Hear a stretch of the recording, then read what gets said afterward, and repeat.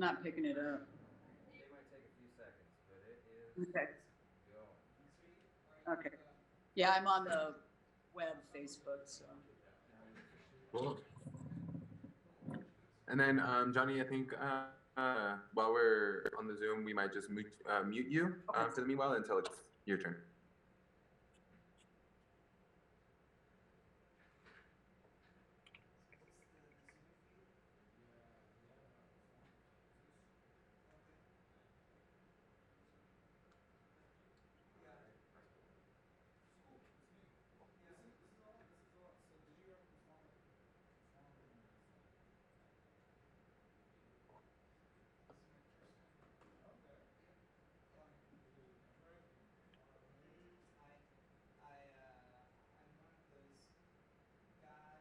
Alrighty then. Cool. Welcome everyone to Sacred Voices Live Virtual Night. My name is Franklin Cruz, and I'm over here in my own home. Some people are in their own homes as well. We also have some people at the partner site at KGNU Radio in Denver, and we even have some people from out of state tonight. I know this is a little different for those of you who have attended our events before. So we do have a little sign-up list already curated. There is some space available. Please go ahead and message us on the Sacred Voices, preferably Facebook Messenger. That'll probably be the easiest way. You can sign up at the event link, or not the event link, but the event page in the discussion. You can also send us a direct message to our messenger. That'll be the fastest way to communicate with us. If you do show up on site, we do have time slots arranged, so please go ahead and contact us directly. The information is on our Facebook site if you want to come in person. We are observing COVID restrictions, so please wear a face mask. We're going to social distance, aka while we have the time slots.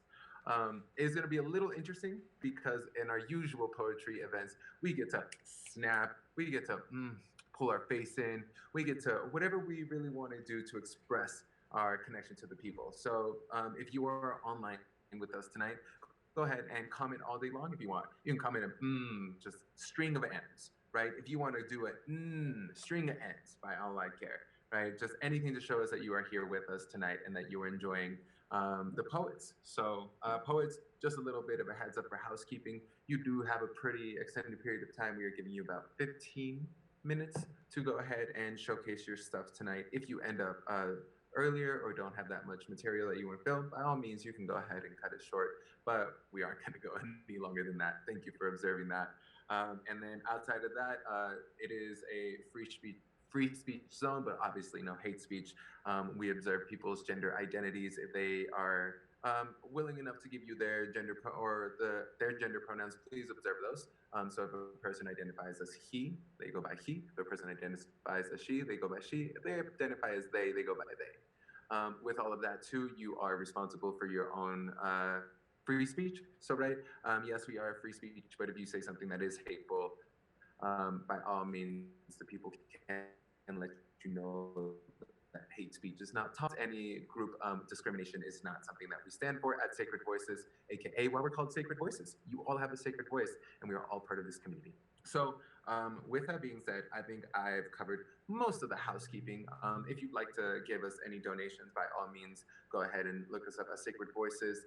I'll be making announcements throughout the event as well. Venmo, PayPal, Cash App, whichever one you want to look for. I'm going to open us up real quick just to really give us the space, because I'm not going to ever ask you to do anything I wouldn't do. I'm not actually reading anything of my own because I'm at home and I have the luxury of being right in front of my little library. I'm going to be reading other people's work.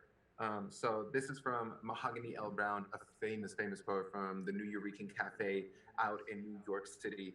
And this is from her book, Dear Twitter, Love Letters Hashed Out Online in 140 characters or less. So, Dear Twitter, I have a problem with people with bad breath. No hugging. Only fist daps for you, homie. Dear Twitter, I've got stretch marks, bumps, bruises, and the scar from the ankle surgery. But I still walk around this piece like I'm airbrushed. Dear Twitter, I watch people kiss. I love PDA. I've had rare dances with it myself, but I think it's some type of wonderful. Dear universe, give me the gift of the nighttime, a shadow, and his mouth. Dear him, I don't have a lot of time, but I got a lot of heart. It is yours. Dear Twitter, no one gonna love me like I love me. This is what I say to myself in the mirror. All right, then, friends, throughout our pauses, I'll go ahead and read from Mahogany L Brown's and other collections as well, because I think it's time to uplift other voices as well. With that being said, we are going to go ahead and bring up our first performer. It is going to be Josh.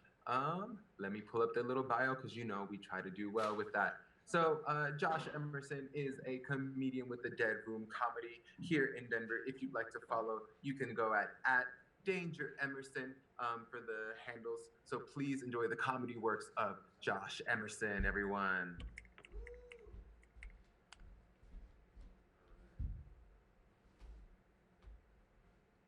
Thank you very much. This place is neat. What is it? Where am I right now? I don't really understand.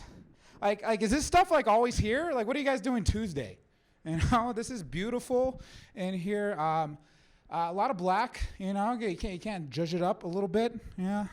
It's weird. Here at Sacred Voices, it's always weird. I'm doing stand-up comedy if it's not clear to you guys yet. My name is Josh Emerson. I'm a Navajo stand-up comic here in Denver, Colorado. Being the only comedian at a non-comedy open mic, it's terrible. I come to find like not appreciated. You know, people tend to take their art seriously, and I take it seriously too. But when I take my art seriously, I it just looks like I'm messing around up here. You know what I mean? And so, that being said, I love the space. I love the lights, but I love just just starting out with so much respect, right from the beginning.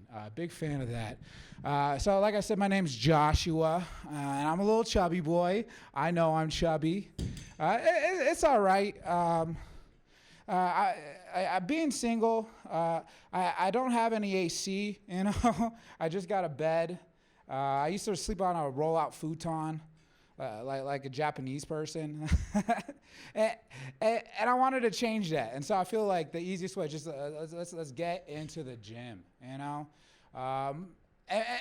and when you're a chubby boy and you start working out, your friends are kind of weird. They're supportive, but suspicious, you know, like they want to ride it out.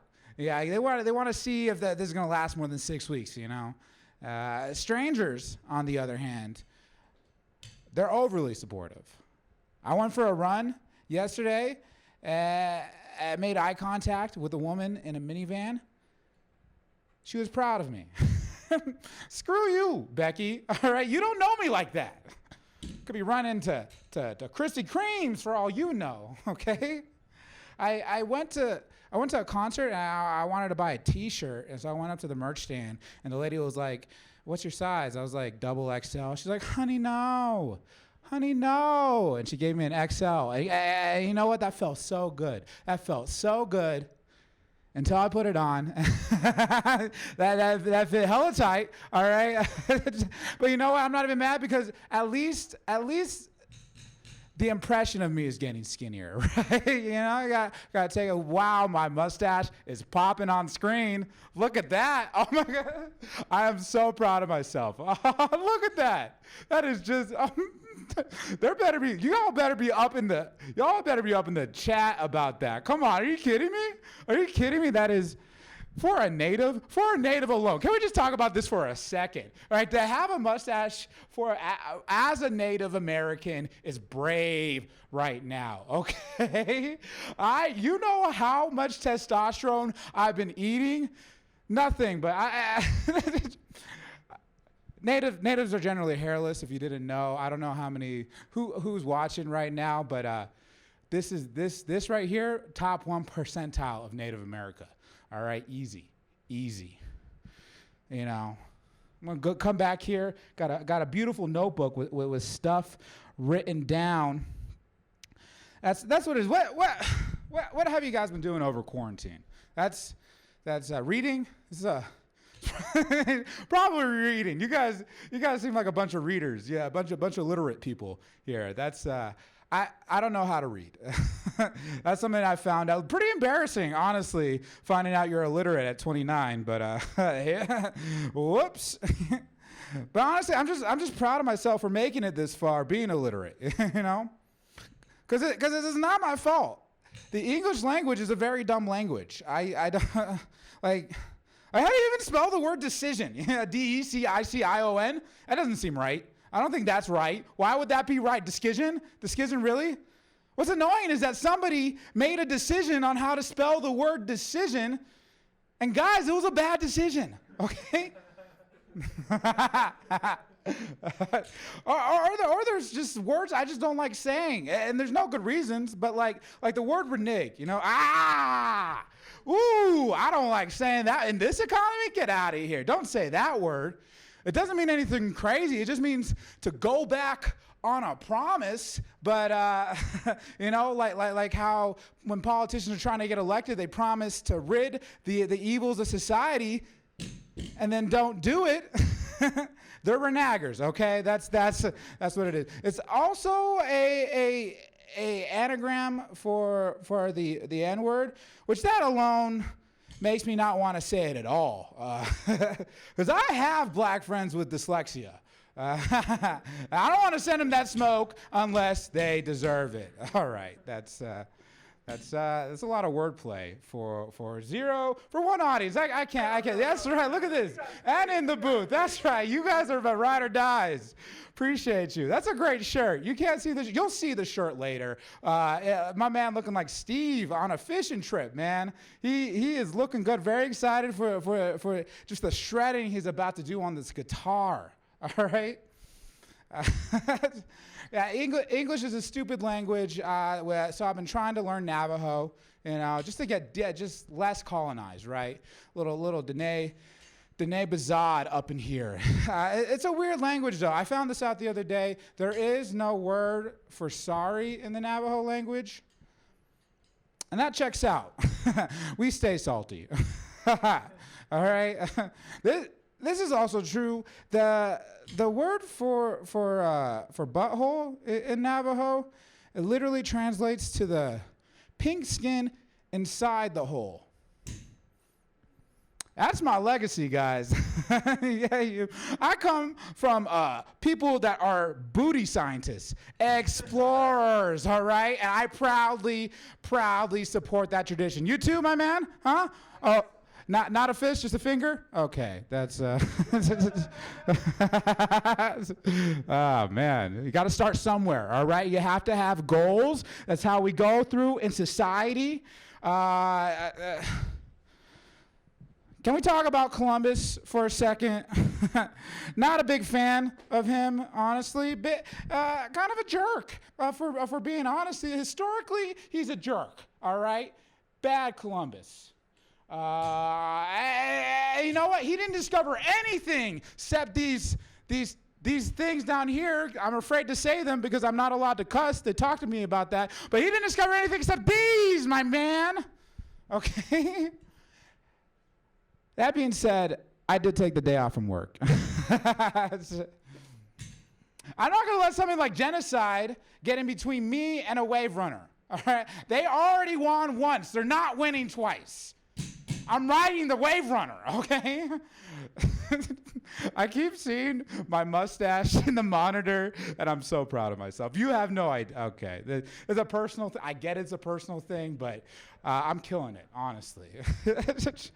I have been telling people I'm Native American a lot. I've been insecure about it, if we're being honest. Like, I used to have just a sick head of hair, just flowing like the Colorado River before the colonizers got to it, just unbristled, man. It smelled like buffalo up in this, and then I looked like a millennial machete. And then I cut it all off. I'm a little worried I look like a Navajo Kim Jong-un. You know, that's it's tough. That's because I feel like Samson a little bit, because I feel like I lost my power, because it definitely gave me power. I used to be able to look a Caucasian in their face and just spark that white guilt. You know? Now I look at honkies all the time and they just stare back at me. You don't recycle enough to stare at me, Brenda. That joke is so weird to do to nobody. just take a walk with me. When I do that joke in a crowd, I get to just yell at a Caucasian lady in the front row. It's very like therapeutic for me. But to do it just to like a robot, I feel like I don't know. Is this the future? Are all the managers in the future going to be robots? That's I mean, I do have a white dad. I should probably mention that at some point. If you couldn't tell by the shirt selection, you know, you'll definitely tell when I start dancing later. Having a white dad is pretty dope, honestly. If we're gonna be real, it's highly recommend, 5 stars. You know, having a white dad when you don't look like you have a white dad, though, chef's kiss. Ain't no better way to have it, you know? Because I definitely have white privilege. It's just a secret. You know, white privilege without the white guilt. That's how I went to prep school, all right? I studied abroad in Europe. I'm a huge douchebag. People give me the benefit of the doubt all the time. I'm a POS because I'm a POC, all right? That's the way I want it. Yeah, he's white too. Like he has a degree in law. White. He's got opinions on sunscreen. If the SPF ain't triple digits, it ain't anything. Okay, just rubbing mayonnaise all over yourself at that point. What are you, a ham sandwich? I want that clip of me just be like, what are you, a ham sandwich?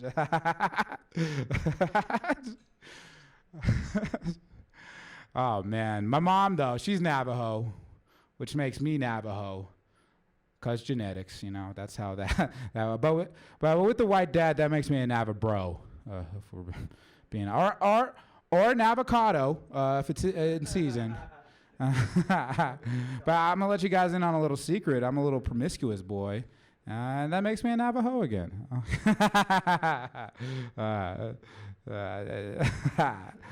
That joke still works if you're half white and Arapaho.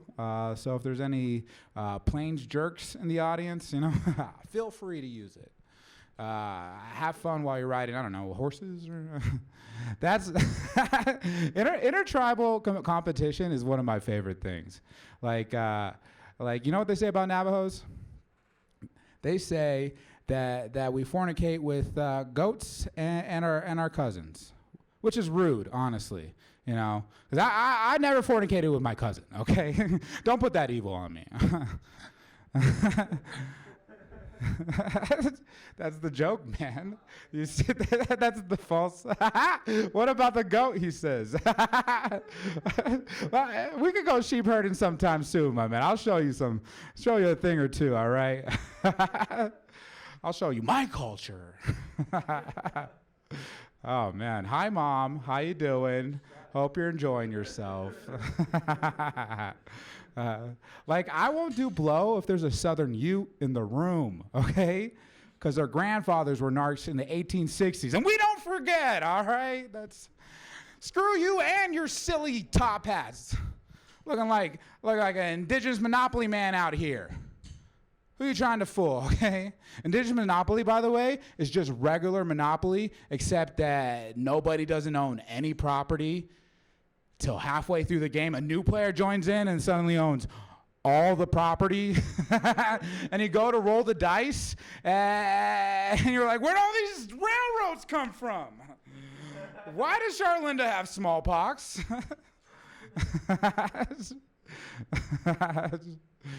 Oh, man. I've been trying to think of some more native one-liners.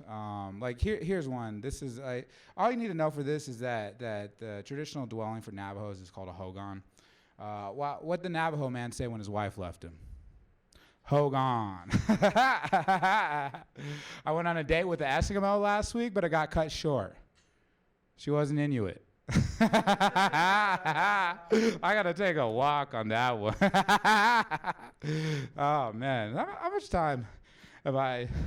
How much of your time have I been taking up? Oh, 14 minutes. That's pretty good. I feel like I'm on the money. I'm gonna leave you with this one. This then is my impression of a Southern Baptist preacher crowdsourcing his gender change operation. All right, you guys ready? Can I get a high man? Thank you guys very much. My name's been Joshua Emerson. Really appreciate you guys. Hope the rest of you guys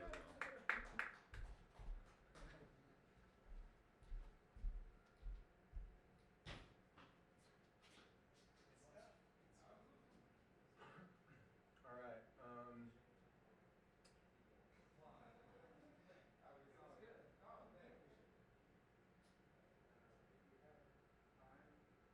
Go again after everyone else is gone if you want. I gotta. So I have a show that starts at 8, so I'll be going in a little bit.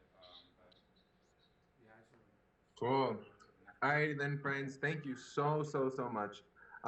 Please give support and everything to Josh. I'm gonna keep it moving forward. I have another poem to share. This one is from the book of Cristina Lucila Peña, from This Arid Earth. So.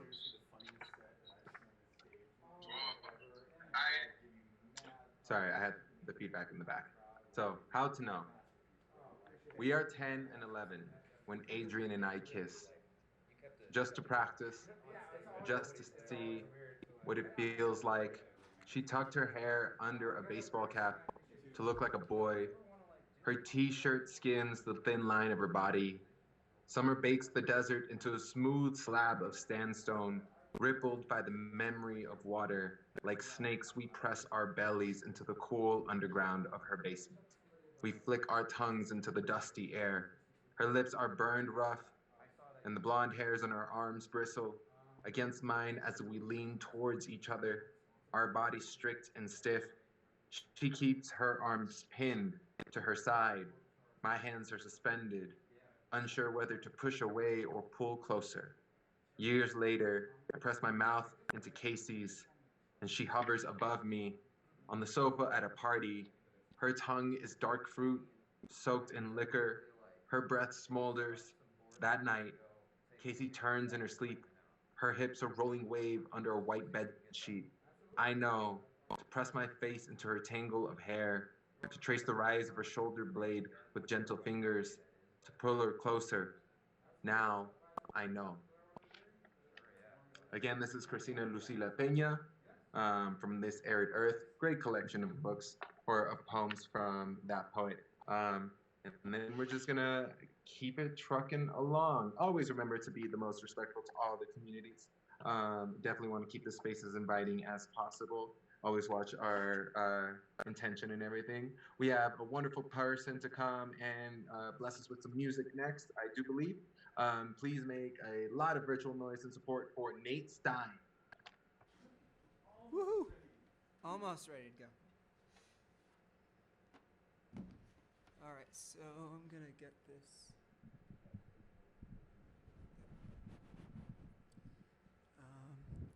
Check. Let me scoot it in a little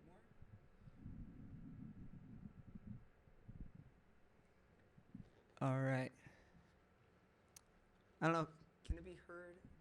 Move it even just a little closer. All right. So, hello world. It's nice to be here. I'm really excited to be up here on the stage doing some music. I'm going to share some songs with djembe drum and also with acoustic guitar. This first song is an Irish jig about the coronavirus. Sorry about that.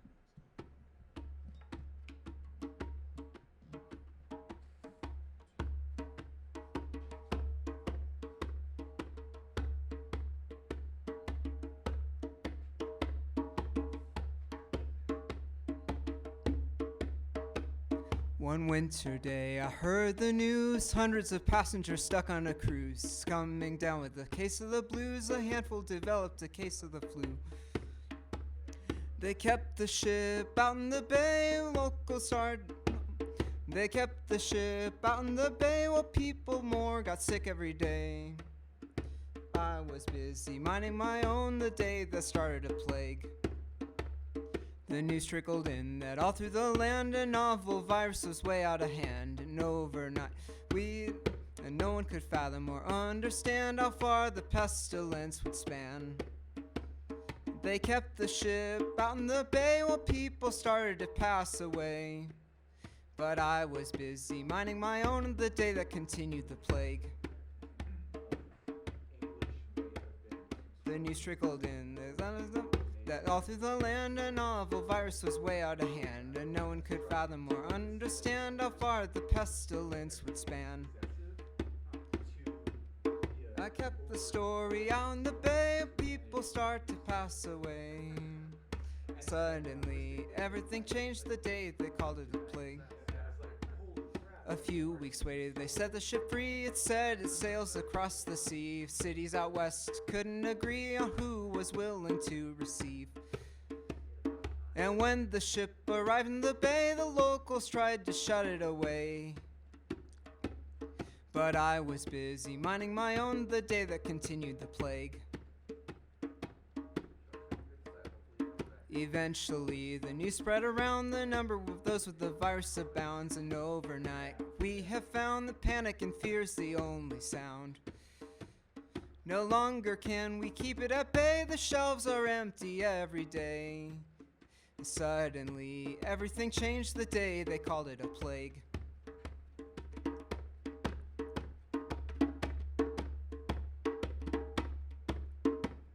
Then came the order for shops to close, businesses and events on hold. A shelter in place to stay at home and little to do or nowhere to go. And we are forced to keep ourselves at bay, always standing 6 feet away. And suddenly everything changed the day they called it a plague. And when we reached the end of May, 95,000 had passed away. Suddenly, everything changed the day they called it a plague.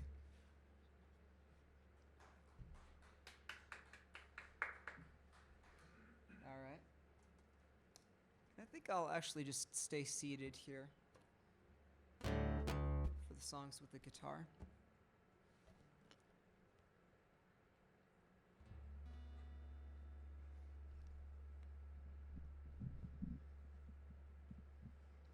All right. So I'm going to do some original songs. This is a song called Giants and Mountains.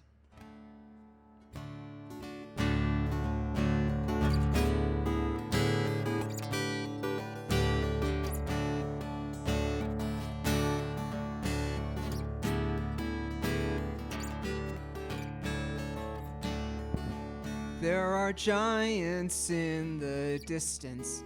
There are mountains all around. But if you walk with me, all those mountains will fall down. All those giants will be nothing.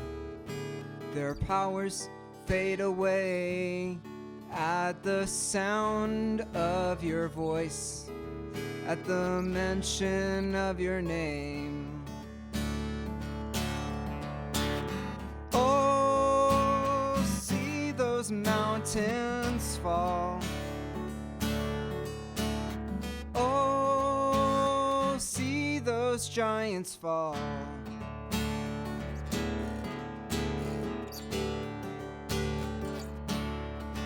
When it seems my chance of failure exceeds my chance of success, and my confidence is shattered, I can't endure the stress.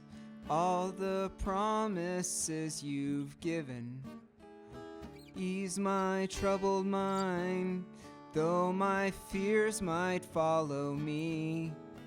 I can leave my giants behind.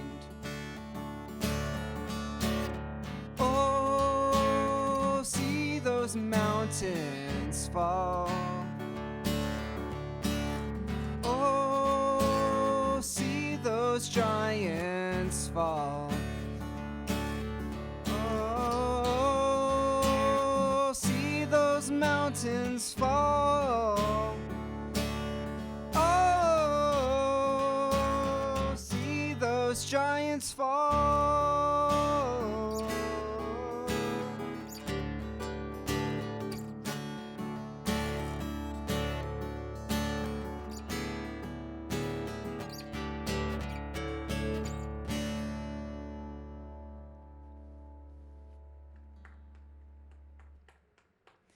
Thanks.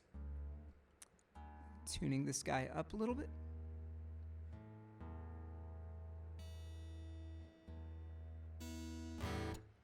All right, this next song is called Wounds.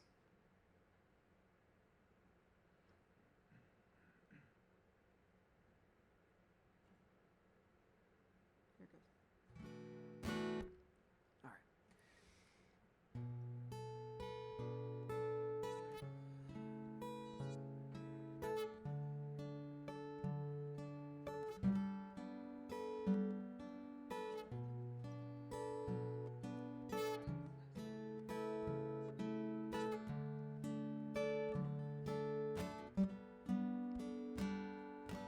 You are living with open wounds, but you're only showing grit.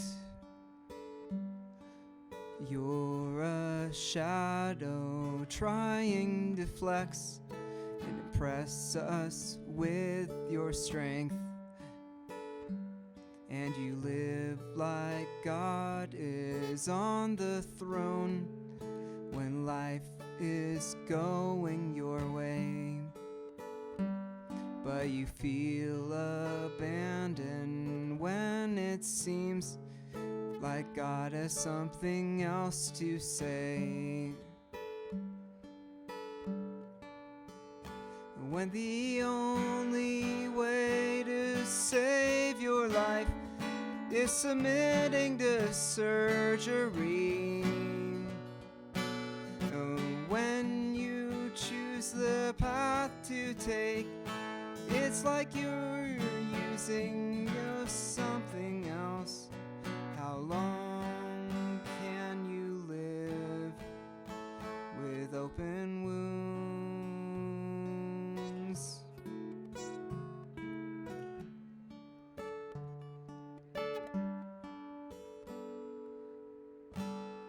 It's understood that life is full of thorns throughout the years, and brokenness just follows you around, preying on all your fears. So you're pressing on, no turning back, one day at a time, with determination to make it past the cuts and bruises of life.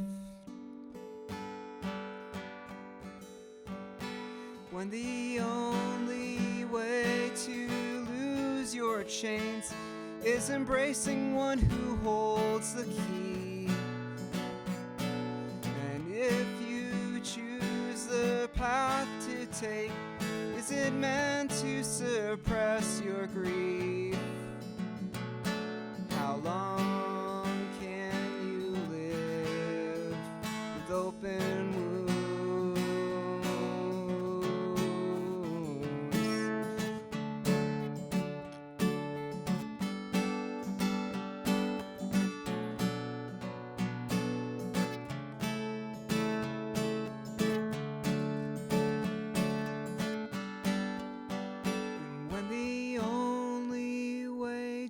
Save your life is submitting to surgery.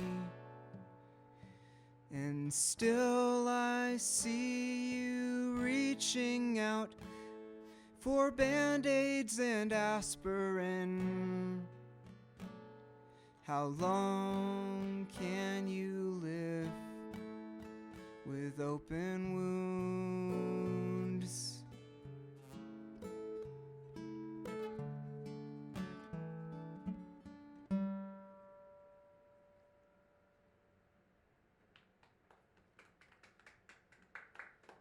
All right. How much time? Keep going. Keep going? All right, cool. Thanks. All right. I'm going to switch over to the drum for one more, then maybe come back to the guitar. And I'm turning my guitar volume down here. So.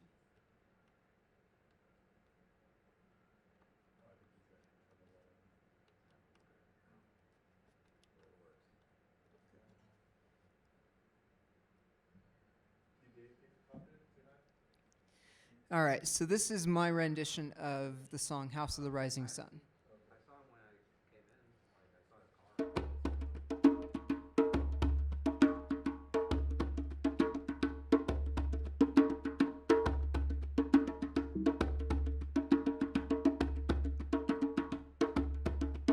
There is a house in New Orleans they call the Rising Sun, and it's been the ruin of many a boy, and God, I know I'm one.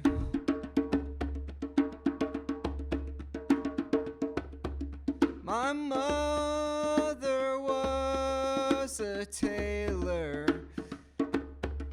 and she sewed my new blue jeans. My father was a gambling man down in New Orleans.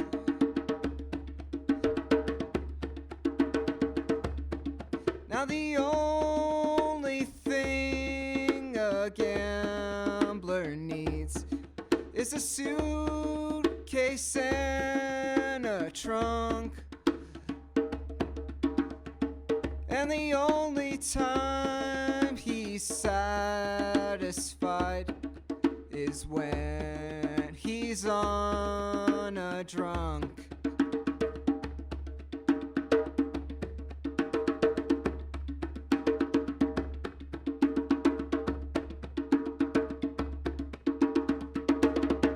Oh, mother, tell your children not to do what I have done.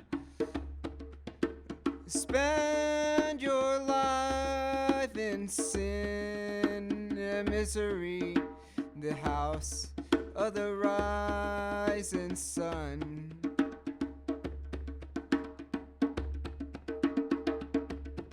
Now I got one foot on the platform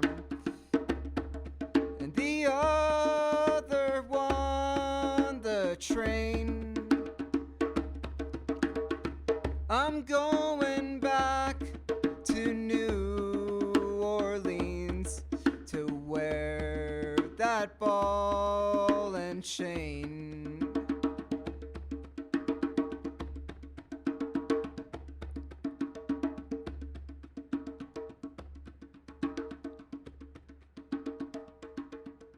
And there is a house in New Orleans they call the Rising Sun, and it's been the ruin of many a boy, and God, I know I'm one. And God, I know I'm one.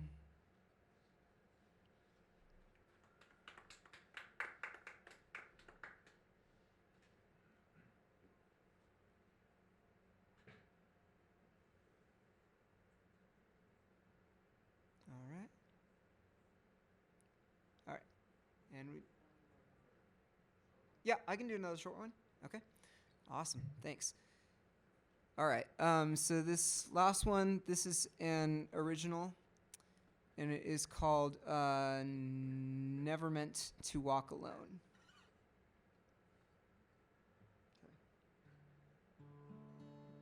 Oh, I gotta turn it up.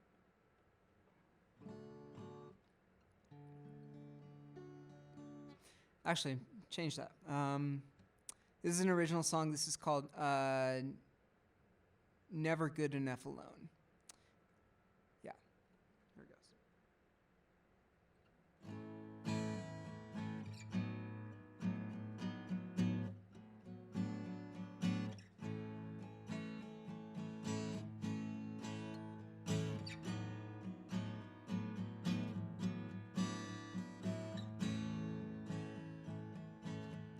5 a.m. again, letting the alarm clock go. No more time to rest, and no more time for eyes to close. It's time to seize the day, in spite of challenges that rise. I hope I'll find my way to solutions that are wise. You think I'm good enough, never be good enough alone.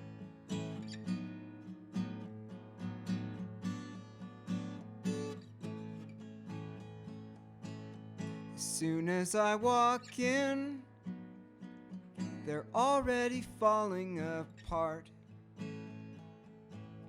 with drama that abounds and emotions that are off the charts. It's time to jump on in into the middle of the fray, and once they settle in, I'll help them to grow today. You think I'm good enough, I'll never be good enough alone. You think I'm good enough, I'll never be good enough alone. You think I'm good enough, I'll never be good enough alone. You think I'm good enough, never be good enough alone.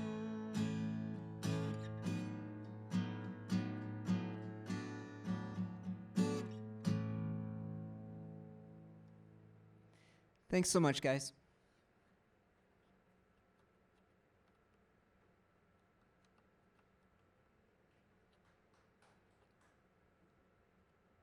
Yeah. Oops, sorry about that.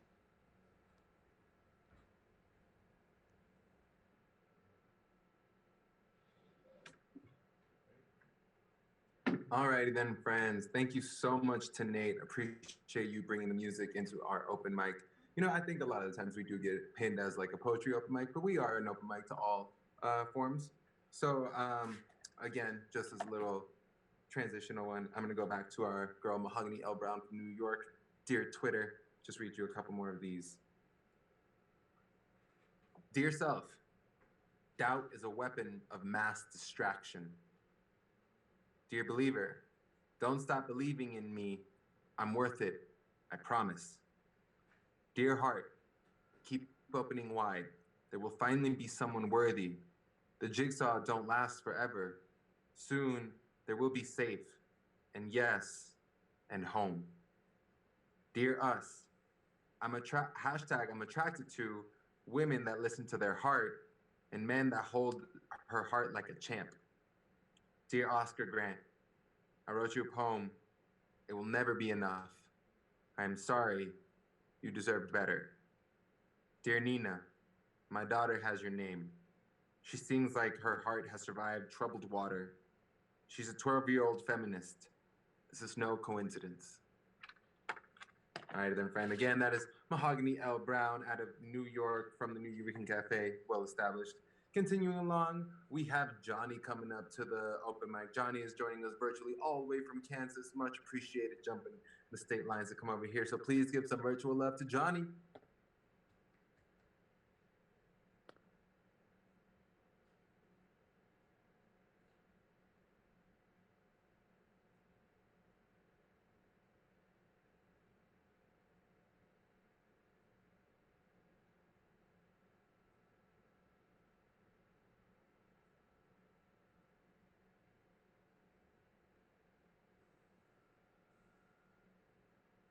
Where is Johnny?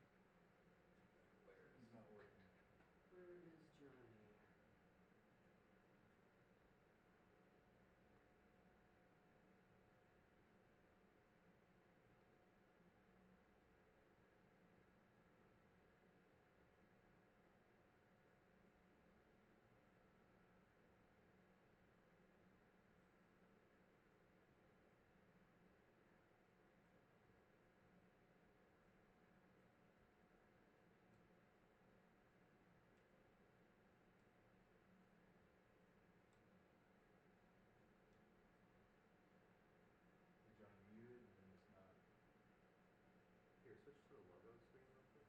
Unmute, please.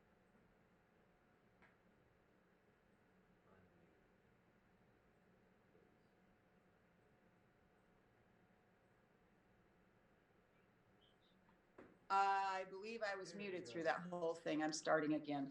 I'm Johnny. I'm from Arizona and I live in Northeast Kansas. My current manuscript is called Poems from the 21st Century, Decade 2. In early 2016, North Carolina passed a law that forces people to use the bathroom of the gender they were assigned at birth. Since this law, there have been numerous others like it, all constitutionally contested. The poem is about how I feel about having that constant conflict.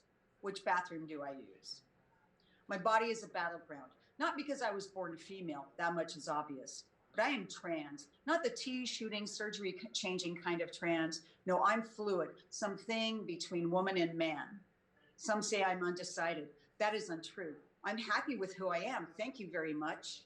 I get angry when a security guard follows me out of the truck stop bathroom. There's a man in the bathroom. Really? Look again. How much is illusion? You would not recognize my kindred spirits who pass for their mental gender. You wouldn't see the woman in the bathroom you think is going to rape your daughter. You wouldn't see the man you think belongs to a woman's restroom. How would you know? Their bodies ravaged by medical practices. How would you know? The scar is invisible to you. But me, I confuse you because you cannot classify my body. I am masculine. I am mentally more male than female, but will not ask for the change. It's not for me. I don't crave male privilege, and I'm not at war with my body. I crave companionship and truth. And the truth is, my body is none of your business. I've been this way since childhood. My mother dressed me in jeans and t-shirts. I only had to wear the obligatory dress on Sundays and holidays. The truth is, my father wanted me in frills and bows. I wanted to be out playing in his garden. Frills and bows can be ruined in the garden. The truth is, I denied my true nature for so long, the years speeding by as I constantly tried to be a woman. Woman was a word that fell off my tongue like poison. Lady, girl, even babe, these words make me shiver. I've never quite felt like I belonged to the human race. The in-between spaces beckoned. I found the darker, harder side of gender-defying warriors. Leslie Feinberg was an icon in my view. I adopted language, two-spirit, non-gender, gender-fluid, genderqueer. My body became a battleground, a place for others to look and jeer, a place for others to see sameness, a place for me to finally rest. Maybe I ambushed you a little bit. I am gender fluid, gender queer. I identify as transmasculine, and my pronouns are he and him and his. Words matter. Words have power. Words have power. They matter in conversation. Words can convince, make you believe. Even if you are lying, words have power. Just ask a preacher. the pusher, the appetizer, the POTUS. Thoughts create words, creates form, creates reality, binds us together. Ask the novelist, the songwriter, the poet. Words make us laugh, cry, sigh. Words have power. Words matter. Speak carefully to create the reality you want. Speak the patterns of change.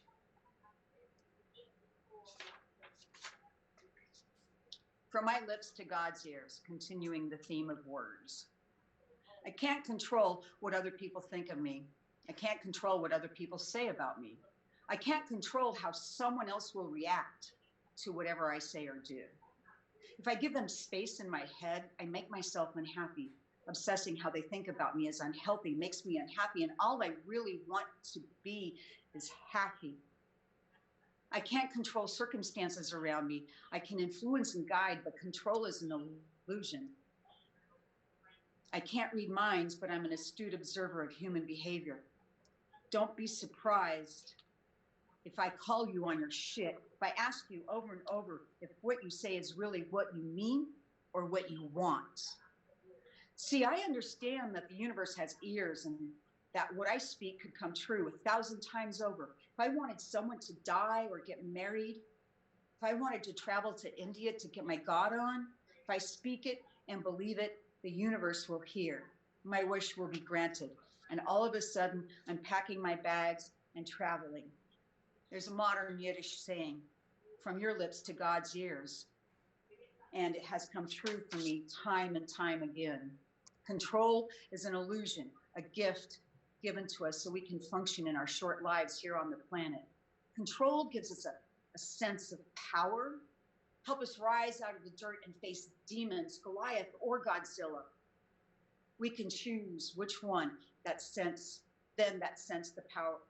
We can choose which one, then that sense of power surges. Once the demon is defeated, the lesson, if we are paying attention, is how to have humility in the face of such power. How to know that one demon down means another will rise. I know that I cannot control you. What you say about this poem once I'm done, whether it affects you or not, if it's good or not, but I can read a room, and I thank you for sharing my illusion.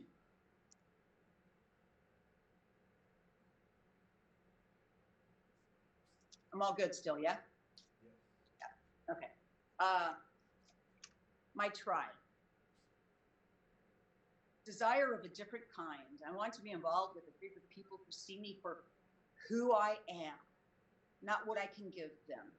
I want to hang out with people who love life, take risks of the artistic kind, who eat a lot and laugh a lot. I want to be in a circle where the drums are loud and the dancing furious and the joy immeasurable. I would call this my tribe and rejoice. Okay. Moving on from that one. I know some of these are pretty heavy hitting, and I haven't actually timed out this whole thing, so. I write socio-political poems once in a while, along with love poems. This was when, I believe bombs were dropped on a Syrian base, about 50 bombs. It was a while ago, right after I think he got elected. National anxiety. I lived through war, through uncertainty, Nixon to Bush, senior and junior, and I am still breathing. You are scared, I know. The bombs soar and we hide, but they are not falling on this soil. Not yet. Step back and look. Even with a madman at the helm, we will survive. The air is thick with rhetoric, not smoke. Our hands hold hope, not guns. Our hearts love, not hate. Fight the truth and stand strong. Even Julius Caesar died at the hands of those who placed him in power. War has been waging since humans first crawled out of the mud.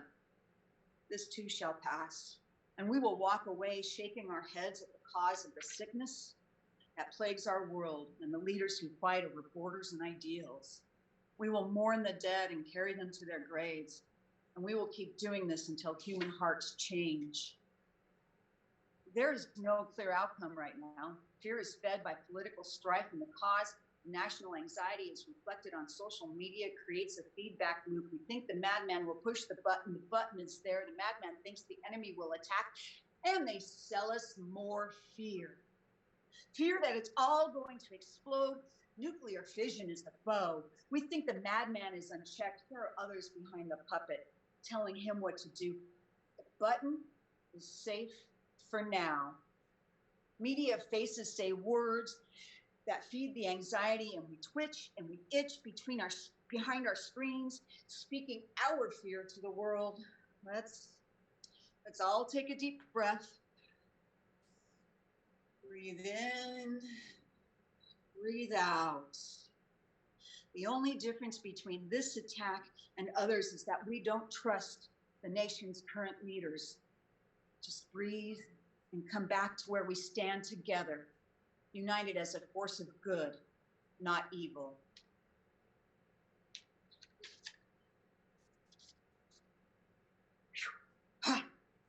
Yeah, those are fun.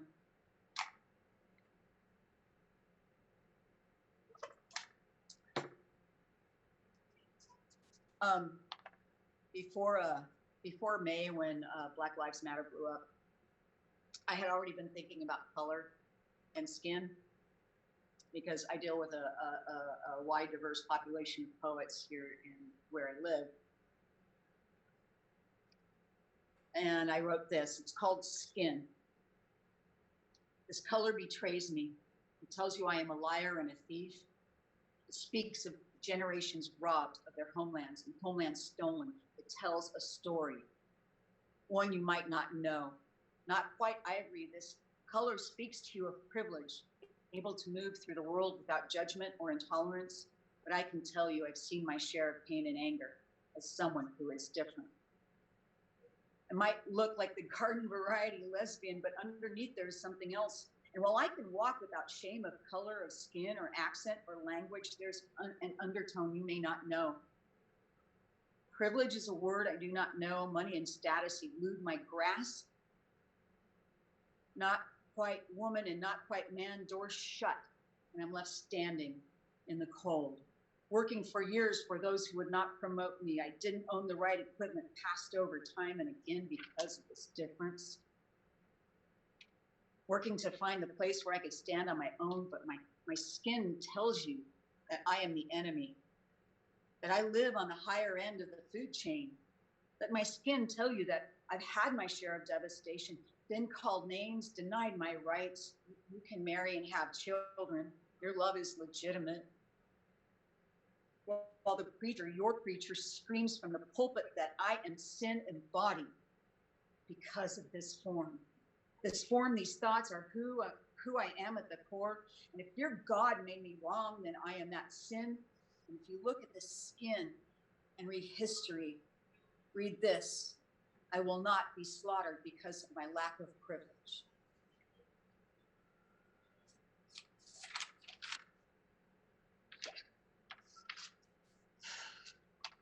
Couple more? One more? Cut? One more? Okay. I got to do this one. I'm going to end on a happy note, and this is for all of you little baby queers out there who might feel nobody understands you. Fierce, fabulous gender queer. To all of the trans queers out there who walk in the world as you are wearing fabulous clothing and makeup or none at all, to all the buzz cuts and bathroom warriors, I thank you. To those of you who do not go through the hard work to become you, I applaud you who do go through. To those who have lost families and made your own, know that I stand as one of you. To those who wear scars on the inside, not the outside, who cannot reveal the truth of self, I honor you. I stand to give you strength to find the voice needed to say, this is who I am. I did not shave my head until my mother was dead. I did not embrace the term queer really until I was 50. Only my close friends called me he, because even though others could see me as he, they still used the correct pronoun she. I finally stood up and said, "This is who I am," declared it publicly, and I am here, and I am genderqueer. And while I've tried the label trans, it still doesn't suit my fluidity. Gender is too elusive to hit the T. Now, all of my life, I've been on the outside boxes and labels fit like oddly shaped clothing, lesbian, fag, gay. These terms do not seem quite appropriate. So today I take back that word I used long ago, queer, and I say to you now, this is who I am, not quite male, not quite female. Wearing Levi's and tees, today I say to the world, I am genderqueer and I am fierce. I have a place in the world, and so do you. Thank you for listening. I appreciate it. Ooh, much appreciated. Thank you, Johnny, so much. I definitely wanted to just appreciate the fact that you can recognize both like the privileges you have in terms of like the way you present to the world through your skin, but also we also recognize the disprivileges we have. Like I recognize my own. I'm a cis male walking through the world, right? Might be gay and like two-spirited, but outside of that, I do present very safely to the people that way. But at the same time, I have the disprivilege of my skin, right? In the world where this is being used to discriminate against me. But you and I both have the privilege of being American. Like we could, at this current moment, not. We can't travel anywhere. But before COVID, we could have traveled anywhere in the world with our passport. We could have gone into any place. We had the most lucrative economy, yes, at the backs of many of other people, but our dollar was worth more than many other people's currencies. Both you and I, from what I can tell, have full range of our ability. I don't know if you're carrying any invisible illnesses or anything like that, but right. So and then I have the privilege of not having to worry about any of that stuff and walking into the world and not having to navigate a world that doesn't recognize invisible privileges. So I do appreciate the fact that you're able to recognize both the areas where you are privileged and the areas where you are not, because that's who we are. Like every one of us carries our own baggage, and it's our responsibility to know and understand and respond to that.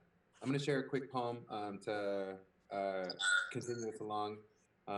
This one is by Timnia S. Owens from the Book of Blue. This one is called Ghost Ride.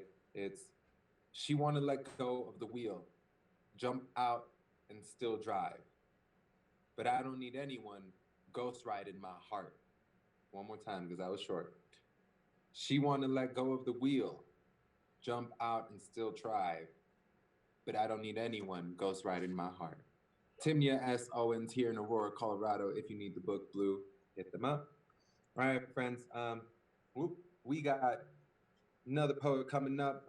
Make a lot of virtual noise, a lot of love for Josh. Oh, sorry, not Josh. I had it written down as Josh, but this is also where the reality of being a host is and working on multiple devices. Getting the name for the next poet. Here it is. All right. Last poet for this is going to be Alex. So go ahead and make a lot of virtual noise and love for Alex. Can y'all hear me? In this world, there's a virus more deadlier than COVID, spread throughout the world, around since the beginning of time. This virus is called racism. This virus is something that cannot be covered with a mask. It is not something you can isolate yourself from. A virus so contagious it's spreading like a wildfire. In America, most of the population is infected with it. Don't believe me? In 1983, a 19-year-old boy from El Paso, Texas, enrolled into the U.S. Navy, leaving behind his college education. Once he passed boarding school and entered the grand ship of the USS Kiska, trouble started. White and black men came up to him and said, "We don't like you. We don't want your kind here. I'm going to fight you." All because my father was a Mexican. A young Hispanic girl was going to a private school where the majority of the students were white. They didn't want me around there, you see. They made sure I felt equally less. I got bullied for so many years for being who I was. It was enough for me to say no more and leave. We all know their stories, from Jesse Owens to the recently deceased Vanessa Gillian and George Floyd. Jesse Owens, was was discriminated and taunted for being a black man. However, that did not stop him from competing in the Olympics when World War II was taking place. George Floyd died because a white cop killed him on May 25th, 2020. His death sparked movement all over the world. 20-year-old Vanessa Gillian was a Hispanic woman serving in the US Army and was missing on April 22nd, 2020, and found dead on June 30th, 2020. You see, this isn't just a virus. It's a problem that needs change. This is something where folks like you and me can put a stop to this and say enough is enough. We can point out what's right and what's wrong. This is our chance to make change. I didn't come to be thrown around. I'm not here for free handouts. Didn't come to lie around. I'm tired of being a porcelain doll. I'm tired of being everyone's doll. But no, I'm on my own. I'll be cutting these strings around, searching for the real me. I promise to you, I'll find my way out. Hear my name across the world. See me rise as I tumble and fall. See me rise as I tumble and fall. Vowing to make a name for myself, I hope they all say wow. I promise I'll make a name for myself.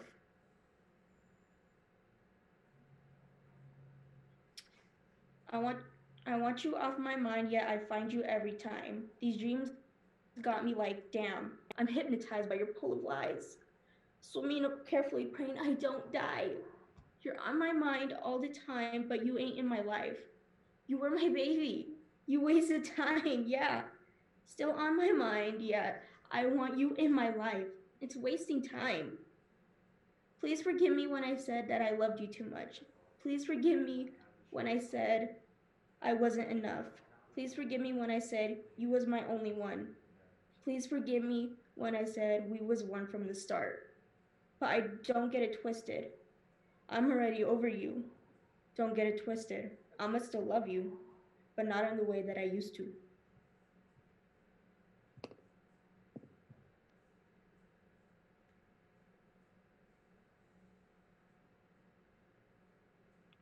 Thank you, Alex. Much appreciated for sharing those poems with us. Oop.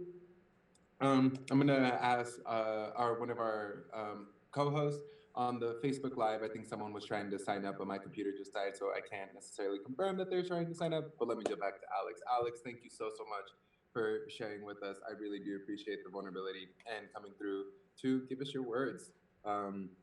With that being said, I have a couple announcements while we try to figure out that last sign up.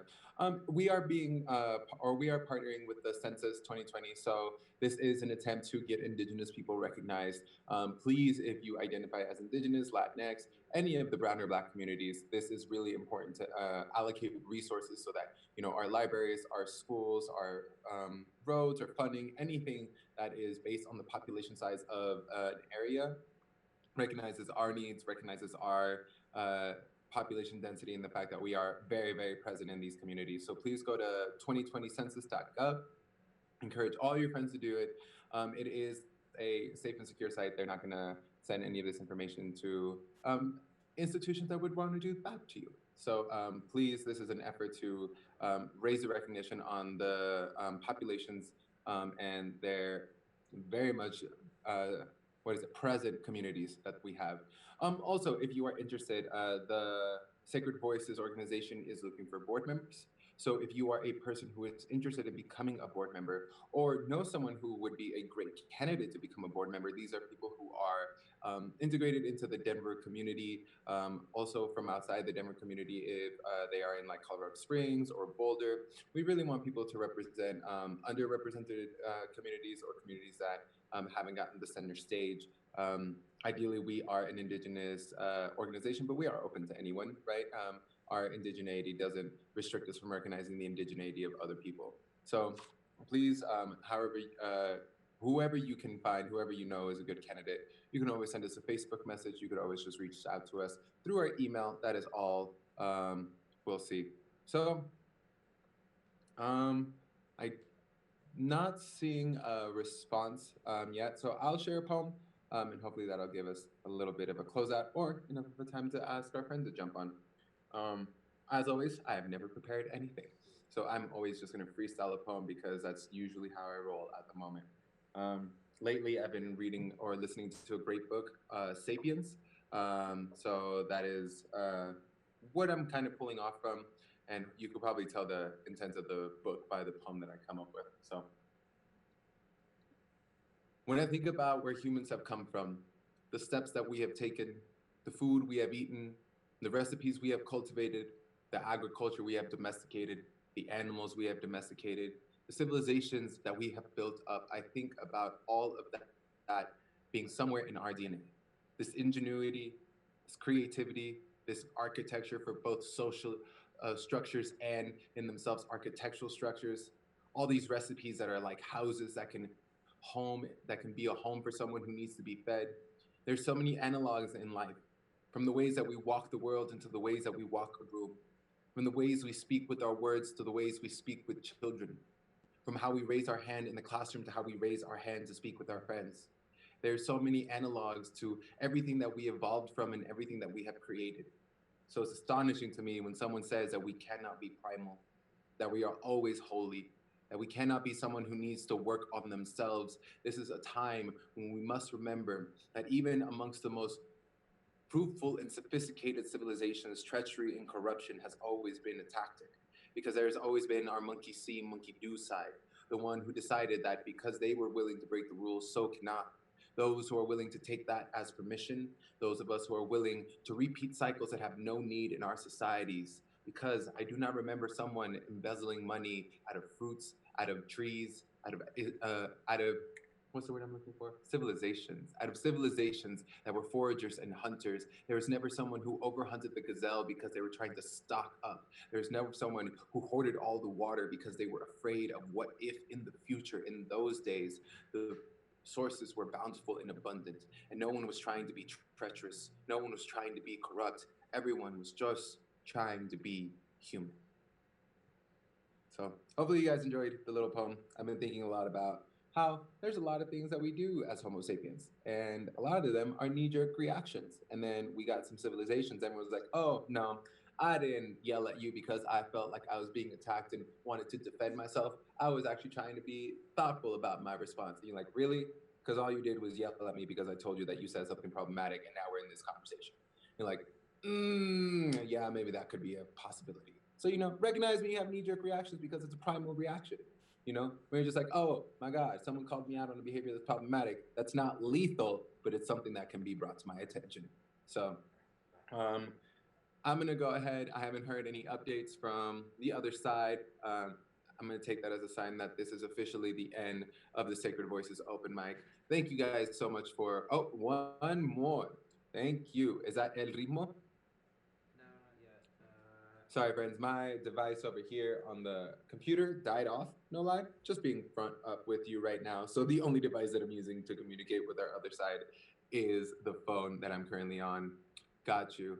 So if you don't know any of the communications happening, that's because I can see them on my screen and you cannot. So I am currently getting messages from my compatriots who are actually on site and have someone there. We do have someone who signed up last minute, and I do believe they will probably be, unless someone else signs up, the last one.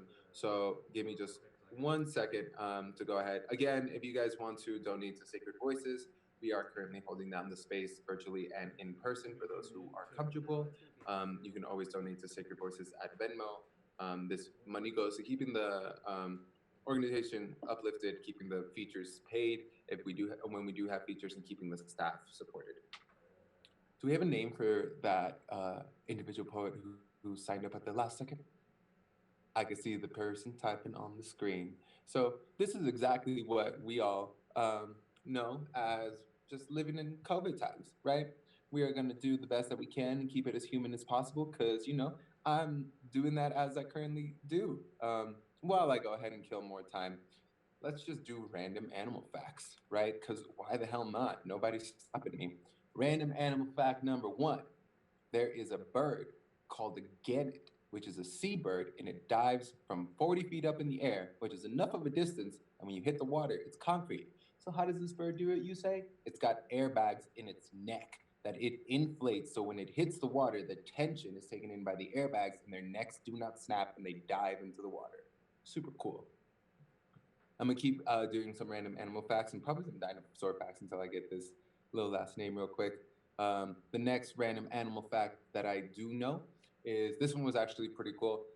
They think that the origination of all big cat species came out of a gigantic ancient snow leopard from Asia, and that this ancient snow leopard was the first big cat to ever actually roam the world, and that from there we got the big cats that we see today through just evolution, through geography and different influences. So that was always cool to know that snow leopards were technically the first big cat, or a snow leopard, not the snow leopard we know, a snow leopard, because it's got to be scientifically correct. Also, on a random story, I did not. My coworkers and I found a gigantic wasp the other day that was the size of my thumb. And it was huge, and we thought it was one of them murder Japanese hornets. It was not. It was actually a cicada killer. So if you see a hornet the size of your thumb, and it's got red and black bands all around its body, that is a cicada killer wasp, not a murder hornet from Japan, because those are all red.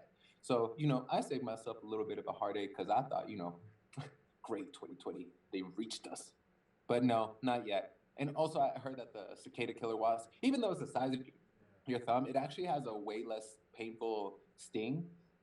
If you know the yellow jackets, right, the ones that are all around us, apparently they have a worse sting than a cicada killer, which is the size of my thumb. Mind you, a yellow jacket is the size of that digit of my finger. That's huge. Cool. I'm gonna do one more dinosaur fact, and then I'm gonna check in with my friends. So, if you do not know one of Franklin's favorite dinosaurs of all time, I could tell you it is called Pachycephalosaurus. If you do not know, that was the dinosaur that had the helmet for a head and would run into things just like a big old battering ram. And the other one that I do enjoy as well, not even gonna lie, everyone knows Stegosaurus, right? And that's tight and everything. And Stegosaurus is our state dinosaur. Good to know for Coloradans. You should know your state dinosaur. But there's a cousin to Stegosaurus that I enjoy so much more. It's called Nodosaurus. And essentially, imagine Stegosaurus without the plates, but just spikes all the way up its back instead of plates. It's the wildest thing ever. It looks so goth. It really does. I enjoy it.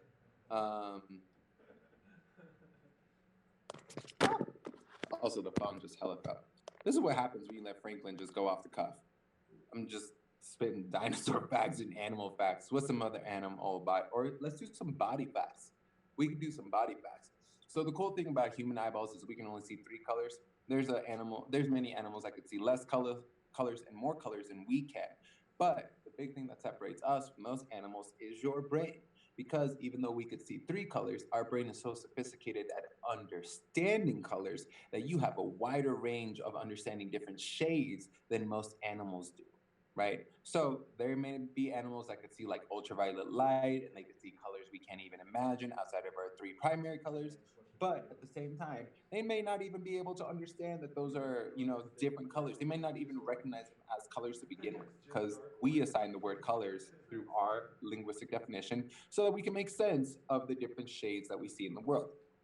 But mind you, everything else sees this and they don't call it colors. They just exist in the world with green, with blue, with red. They don't question it. We are the ones who are like, oh, this is burgundy, and this is fuchsia, and this is this, and this is that, right? We assign so many different shades, but mind you, it's just all based off of 3 colors and what we see through our understanding of shades. So that was always a cool one to me. Imagine if you could literally see an extra primary color, right? Not red, not green, not blue, and not red, yellow, or blue, and not a mix of red, yellow, or blue, but an entirely new, base color. It's wild. So I'm gonna check in with the other side. Keep it going is what I'd see. Yep, keep it going. Cool. I'm gonna do one more, and then if you wanna send me a message as to the way forward, and I will do what you say. So I think the last couple, or the next couple of facts, because it's gonna be the last, is random facts about Franklin. So number 1 is Franklin actually gets this really weird itch in his lip right here. Don't know why. When styrofoam rubs together, it's the weirdest thing. I get this itch and I literally have to do this and separate my lips from my gums because it's such an irritating feeling, right? That's always just a weird thing about Franklin. Oh, weird thing about Franklin, I had a judo accident when I was younger and I dislocated my ankle. And so now I could pop my ankle all the time. It's not good for me, but it's a cool thing, right? And then another really good one about Franklin is that I literally try to bike all the time so that I can actually live my word. I do try to be as much as an environmentalist as possible. And it has been proven that actually cars aren't the worst, most contributing thing to carbon emissions. They do add, but they're not the worst. It's actually like the fossil fuel industries and what they produce and big, large corporations and what they produce. But, you know, in the act of trying to live my word, I do try to bike as much as possible there or in Denver. So I'd be going from like Montbello to Denver to the west side down to the south. So, yeah, those are the last facts about Franklin. I'm going to take this as an intuitive note that we may be coming to an end. So that sounds like a great plan to me. I hope you guys have a good afternoon or a good night. Please eat some food. Take care of yourselves. Adios.